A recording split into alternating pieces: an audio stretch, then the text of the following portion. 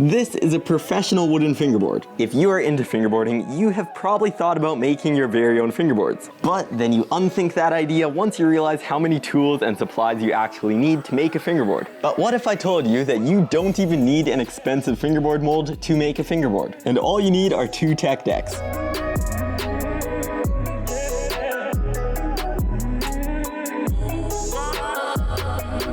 What is up, everybody? Welcome back to another video. This is my fingerboard mold, but it cost almost $150. And when I bought the fingerboard mold, I also went ahead and bought a $300 belt sander just to sand fingerboards that I made. But you don't need to do that because you are watching this video. So let's make a wooden fingerboard. The first thing you need are 2 tech decks, and we need to take the trucks off.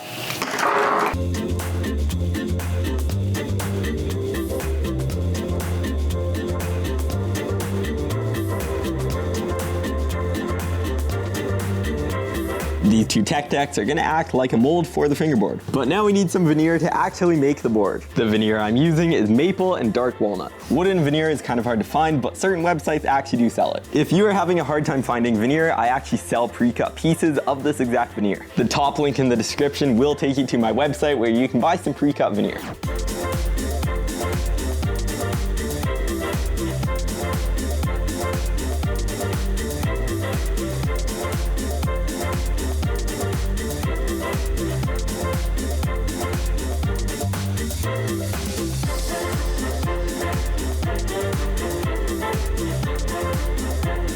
To make a proper fingerboard, you need 5 layers of veneer. Something you do need to pay attention to though is which way the grain is facing of the wood. When you look at the veneer, you see that all these lines go up, which means it's stronger bending this way compared to this way. You always want the grain of the wood to be alternating throughout each piece, and that's going to make the board much stronger.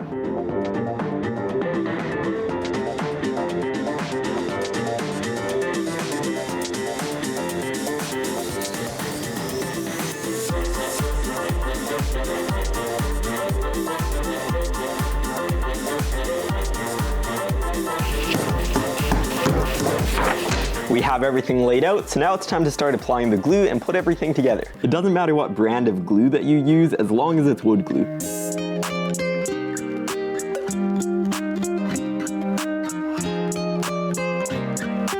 Once you have the wood glue on the veneer, take a popsicle stick and start spreading the glue nice and evenly.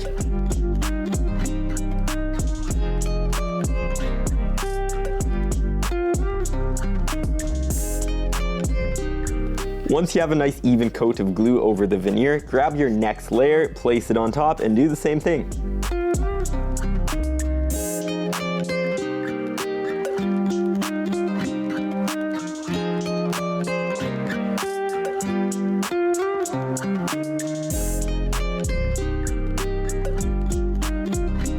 Once you have everything stacked together, the clock is ticking for the glue to dry. Place one of the tech decks down and place this on top. Now grab the second board and place that on top. Now we need to clamp the boards down very tight, and I'll be using these.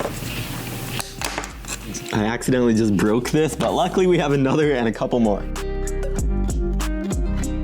I'm using this big clamp just because I broke this one.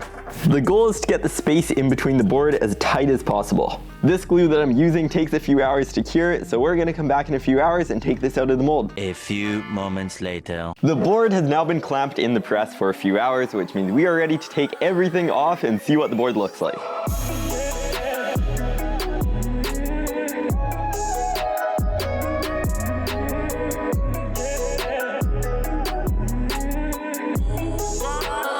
This actually turned out pretty good. Now, if you look at the board closely, you can see that there's a little space here that didn't get pressed all the way. The only reason it's like that is the deck isn't as wide as the wood, so the edges didn't get pressed. I have one of the tech decks placed on top of the board, and we're gonna clamp this back down onto the wood so we can trace around the edges.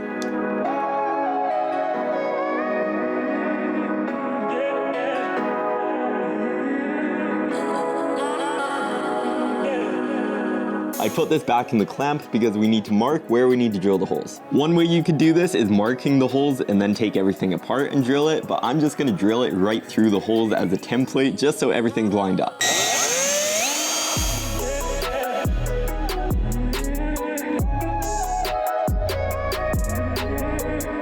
Now I know that a drill is kind of expensive and you might not have access to one, but I have something else that can work. You can find a tool like this on Amazon for pretty cheap, and basically it holds a drill bit and you're able to drill holes. It might take a little longer than a drill, but the option is there. I'll also throw a link in the description if you want to get one of those. But now time to finish the board. It is time to sand the board, but we need to cut the edges off first before we sand.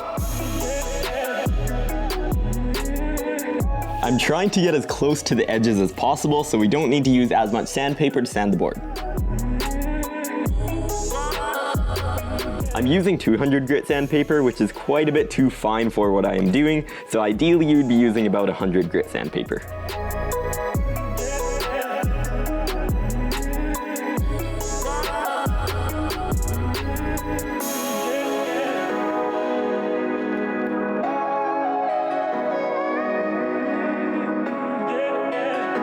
Now that we're getting closer to the lines, I'm going to switch to using 300 grit sandpaper.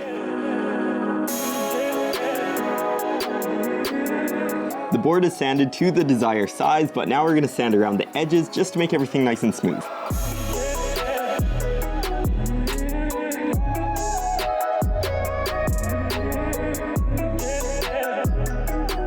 Because we're planning on putting varnish on this board, I'm also going to sand the front and back of the board.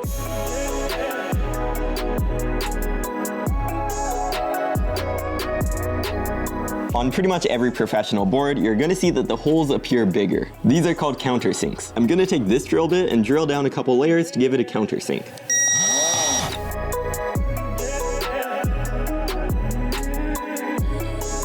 A good way to check how deep you're drilling is to see how many layers of veneer you're going through. You can see that I went through the top ply, a dark ply, and then a white ply, which means we are 3 layers through the board. So now we are going to put some clear coat over this board, and this is the clear coat that I'm going to use. So let's go outside and put some clear coat over this board.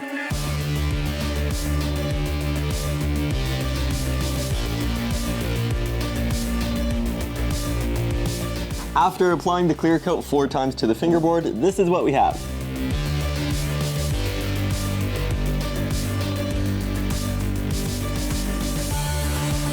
It is actually pretty cool that you don't need a fingerboard mold to make a wooden fingerboard. After you have applied the clear coat, it's not a bad idea to re-drill the holes just because sometimes the residue goes in the holes and it makes it difficult to put the trucks on.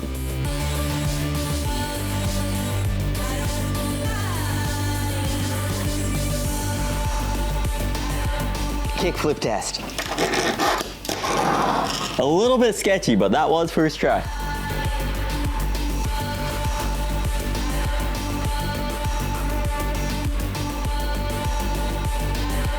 So that is how you can make a professional wooden fingerboard from just 2 tack decks. The cool thing about this board is that it has that classic tack deck shape to it with the flat spot on the bottom, but it is a wooden board. We are so close to hitting 100,000 subscribers that if you watch my content but you're not subscribed, you should probably subscribe. Thanks for watching and I'll see you next time.